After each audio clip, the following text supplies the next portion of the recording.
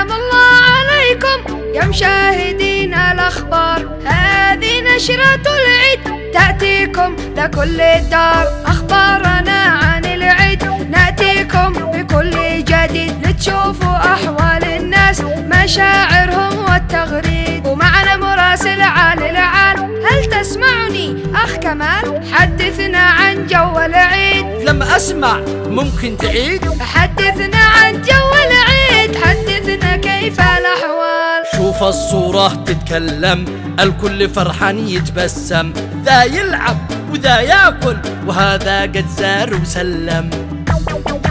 والآن نسأل بعض الأطفال ايش تعملوا من صباح العيد؟ أنا طول اليوم أجمع، عصب العيد أروح وارجع، بس باقي ناقصني هيا هذا ألف شباع. طيب وانت؟ أهني كل الأحبة بالذات اللي بالغربة، نسأل ربي يسعدهم.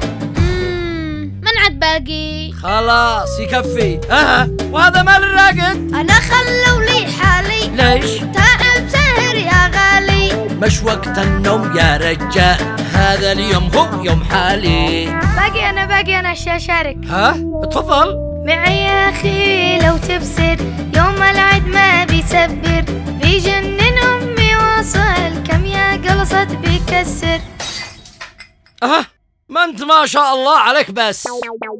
هذا هو جو الأفراح، هذا سالي وداق الآح، معكم كنت أنا المرتاح، راسلكم كمال طماح. شكرا كمال، محلى الفرحة اليمنية ننقلكم بعد شوية، لا طقس العيد والمناخ والأحوال الجوية. تفضل.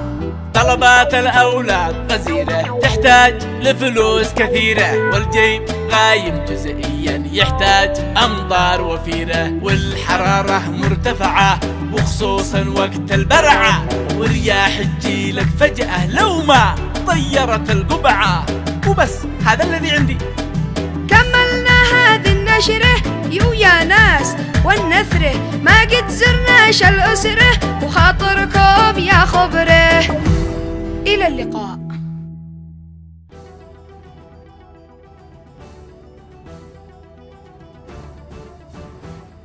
سلام الله عليكم يا مشاهدين الأخبار، هذه نشرة العيد تأتيكم لكل الدار. أخبارنا عن العيد نأتيكم بكل جديد، لتشوفوا أحوال الناس مشاعرهم والتغريد، ومعنا مراسل عالي العال. هل تسمعني أخ كمال؟ حدثنا عن جو العيد. لما أسمع ممكن تعيد؟